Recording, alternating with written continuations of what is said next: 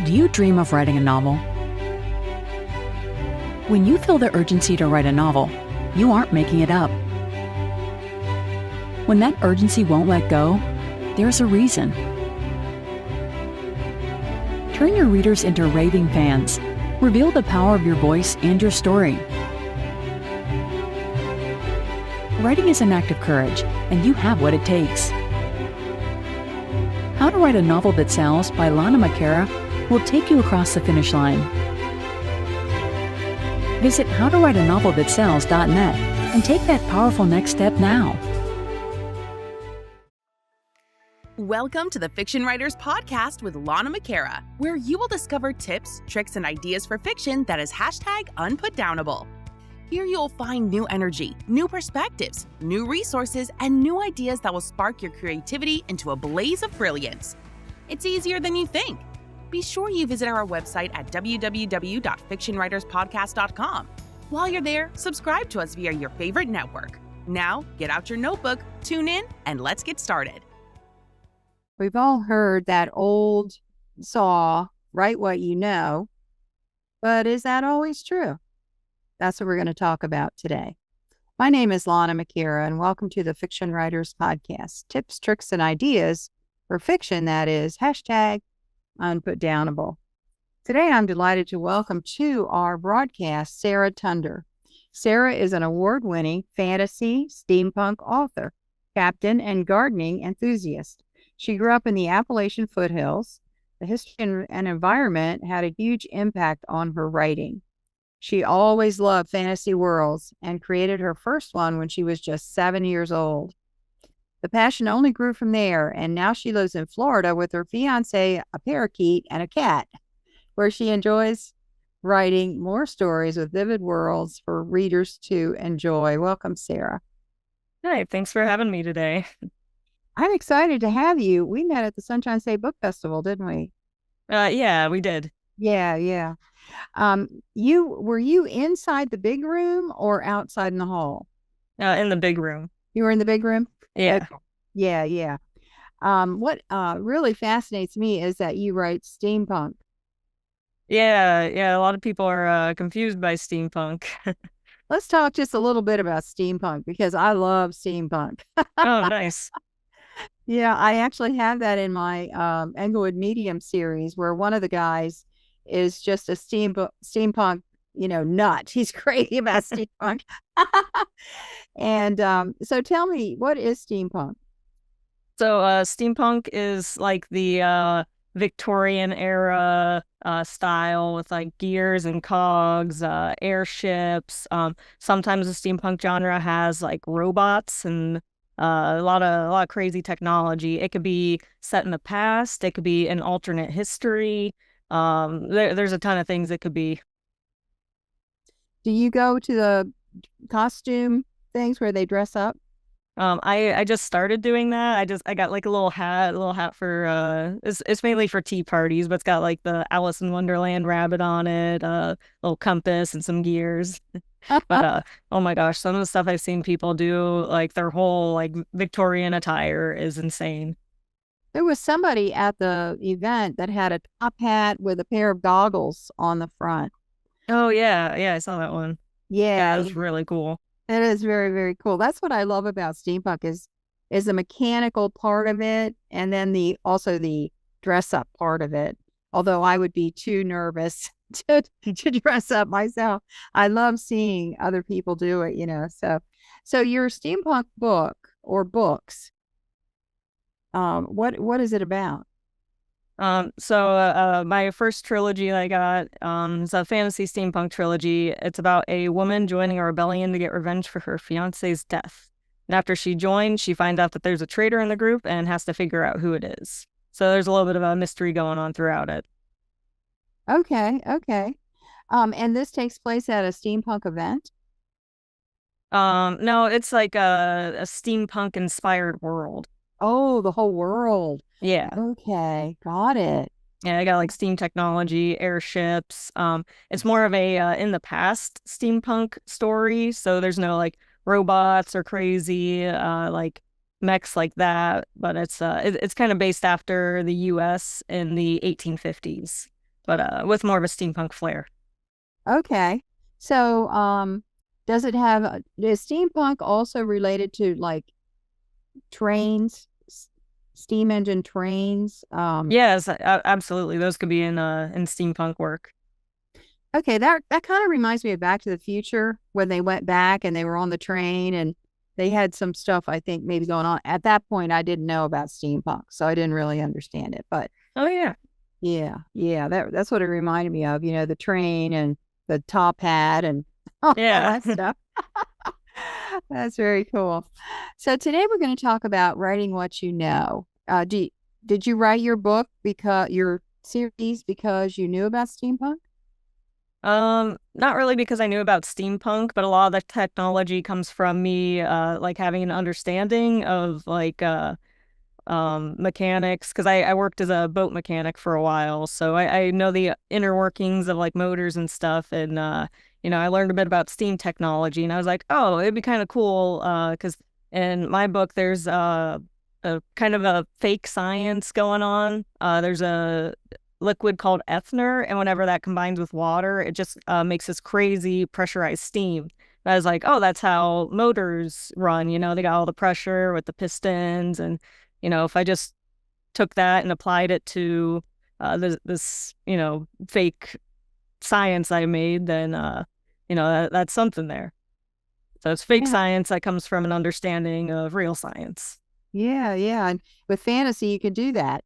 Yeah. Yeah. Yeah, that's what I love about fantasy. Yeah, that's tremendous. So you took what you knew and you took it to another direction. You added Yeah. to it. Yeah. Yeah, so it like write what you know. It could be like building on your knowledge that you already have, or it could be taking from experiences you had and just like adding that straight to a story. But just like twisting up the details a little bit. Yeah. Well, that's a good point because I teach a class called Your Deepest, Darkest Secrets Are the Key to Your Next Bestseller. Ooh, I like that. And so, like, really big events in your life that changed your life sometimes can really make your story better. So, what you're saying is that what you know could actually be a situation. Yeah, absolutely. Like if you're a basketball player, you're going to be able to write a story about basketball much better than, someone who like works in the garden their whole life. So, uh, Yeah. yeah, it can be very situational. Yes. Because I had a stalker years ago. It's been a while now, about 5 years Gosh. ago. Oh, it's actually been 10 years ago now that I think of it. I'm glad. The more time we get between me and that, the better. Um, but I wrote a book about a stalker because I had been through the experience and, I called the police and what do the police do when they come and what can the law do, what it can't do. Because I had experienced all that, so I knew about it. That's crazy. But yeah, that's a experience that not a lot of people can write about, without having a ton of research. And even then, they're probably going to get details wrong. Yeah, at the That one had a happy end for you. Oh my gosh. yeah, 75% of women who are murdered are first stalked by the Oh person. gosh. Yeah, so it is a very serious situation. And at the time, I was completely traumatized. I did not write that book for 5 years after it was over. Oh I didn't wow. even start writing it until 5 years after it was over. And it took me a while to get it done because every time I tried to write it, I would get PTSD feelings. Oh. And so it took a while, but eventually I did get there. So have you used any kind of situational material in your books? Yeah, I'd say it's more of emotional situations. Like my story follows like the plot of the main character. She's getting revenge for her fiance's death, and she feels like all this grief throughout the stories. And right before I published the book, my first book, my dad actually passed away, and I kind of went in and added in those feelings in there. And I just, had a better understanding of how you feel like a month afterwards, 2 months, after losing somebody that important to you in your life. That is such a good point because as writers, we notice those things. Oh, yeah.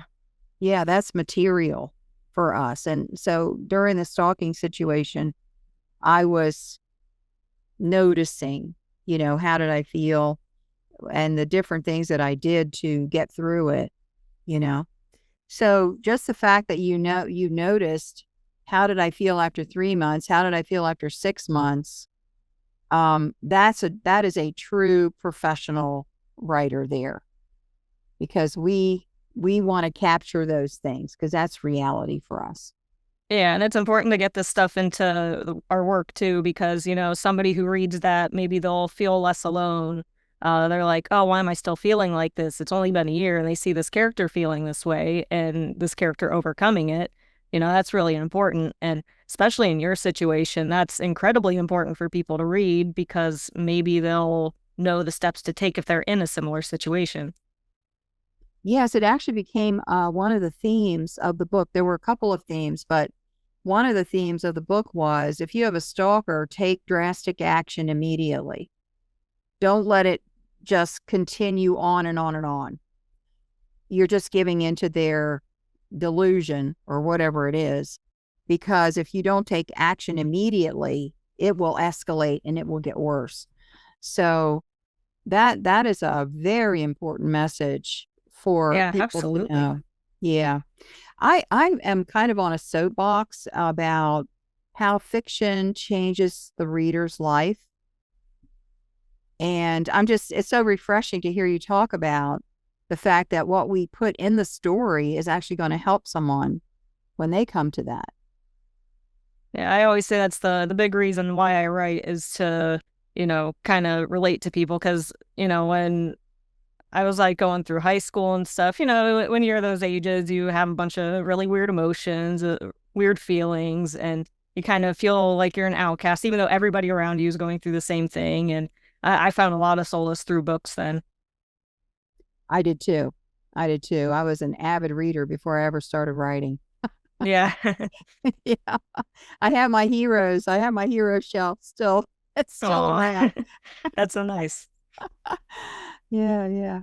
So what got you started writing your first book? Actually, what got me started writing my first book was in middle school. It was an assignment for English class. I was paired up with someone, and they made this really beautiful sentence, and I don't even really remember what it was, but it just inspired me, and I just started writing, kept writing, and suddenly I had this massive book, and went and got that published. Wow. How old were you at the time? Well, when I started it, I was probably about 14, and when I published, I think I was 21 or 22. Okay. Good for you to continue with the project. You didn't stop somewhere and put it away and do something else. You actually followed through. That's amazing. Yeah, there were a couple times where I stopped and I started writing other stories, but I always came back to this ever-evolving project of mine. Yeah, there's some of them, some certain projects just, they will not let you go. Yeah, this one didn't. So how many books have you written so far?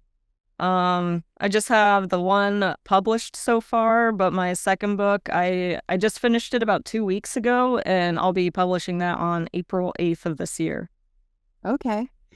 And where did you decide to publish at? I'm actually self-published. Okay, so you're putting it on Amazon? Yeah. Okay. There's a few different opportunities for people who self-publish. I was just curious about that. My latest book I also did on Amazon. It's so funny because I started out traditionally published. This was before Amazon was around, because it was in 1996. My first book came out. And then I went to hybrid after a while, and now I'm self-publishing. Yeah, there's pros and cons of all of it. There is. It's so funny because it feels like, people want to be traditionally published, but me, I just kind of spiraled downhill from Yeah. that first beginning. Yeah, yeah. I like the idea of having control of my work, because my publisher stopped publishing 10 of my books, and they were dead in the water.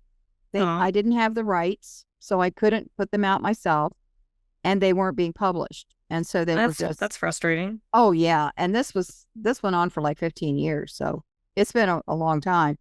But now that I have my rights back to them, I have this feeling like I don't want to give it away to somebody else. So, Yeah, I'm glad you got the rights back though, because like you're saying about, your story that involves the stalking, like that's such a important story for us that we want to get out there. So, yes. it's upsetting to hear that the publishers are like, stop printing the books, they'll stop selling them. And it's like that book could have really helped someone. Right. Exactly. Exactly. Because when we are purpose driven, the stories are so much more meaningful to us and to others than if it's simple entertainment. I think a lot of people think fiction is simple entertainment. Well, it depends on the author, but a lot of times it is not. It's way more than just that. So what is the theme of your new book coming out? The new book is just the second book in the trilogy, so it's just a continuation of the first one, and it's kind of dealing with the aftermath of the situations that happened in the first book. She's getting further along from when her fiance passed away, so she's dealing with all these new feelings, looking to the past, wishing she could have that back, and with the whole traitor situation that happened in the first book, she found out who the traitor was, but she has emotions from that.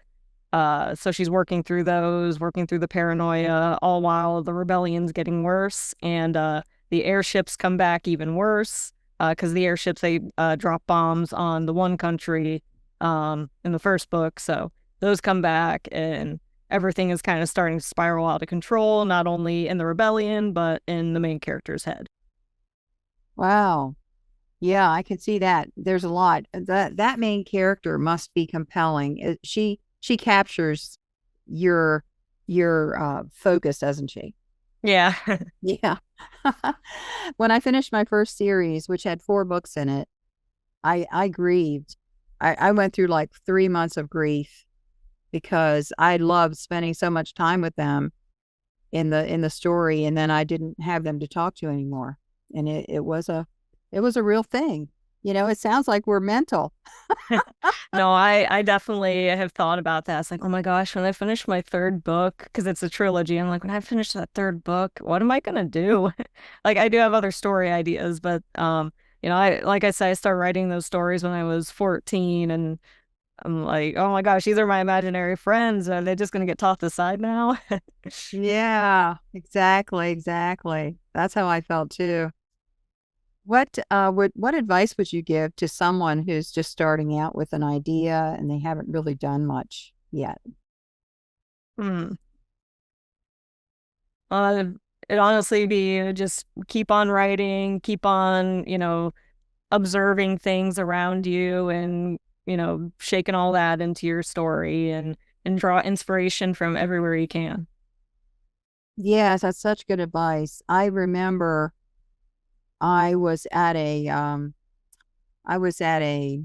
memorial service for someone that I didn't know very well, but I wanted to go, and I was a pastor's wife years ago, and I wanted to go and support the family. And while I was there in the memorial service, I was writing down the facial expressions of people because I wanted to capture the emotion. I wanted to know, how do people look when they're feeling so sad? How do they look when they're trying not to show that they're sad? Those things. And it sounds a little bit like hard-hearted, but at the same time, I'm sympathizing with them. I'm crying, but I'm also writing, Yeah. capturing those moments. Do you keep a journal for those kind of? Not really. I have a dream journal, which is another place I get my inspiration from, but nothing with like real life. Sometimes I'll like jot down notes if it's like a certain time of year and the air smells a certain way. I'm like, ooh, I gotta, make sure this gets into one of my stories, because like those little details are so important to making your world real. Yes. Yes. The details are what take your book from just a regular book that goes in with the crowd and one that comes above. So you're certainly on the right track. So give us the title of your book again. My first book is The Akros Raiders from the Ashes. Okay, and it's on Amazon, and that will be in the show notes. And the second book, because this video will come out in the summer, so your second book will be published by then. So give us the title of the second book as well. Yeah, one's The Akros Raiders Down in Flames. Down in Flames. Oh Yeah. my gosh, what a title. That is terrific. Sarah, this has been amazing. Thank you so much for spending time with me today. Yeah, thanks for having me on. This has been great. And thank you for being with us today. See you next time. Bye now. Thank you for tuning into the Fiction Writers Podcast with Lana McAra, where we share tips, tricks, and ideas for fiction that is #unputdownable. Remember to visit our website at www.fictionwriterspodcast.com and enjoy even more great episodes like this one. Again, while you're here, subscribe to us via your favorite network. We look forward to seeing you next time on the Fiction Writers Podcast.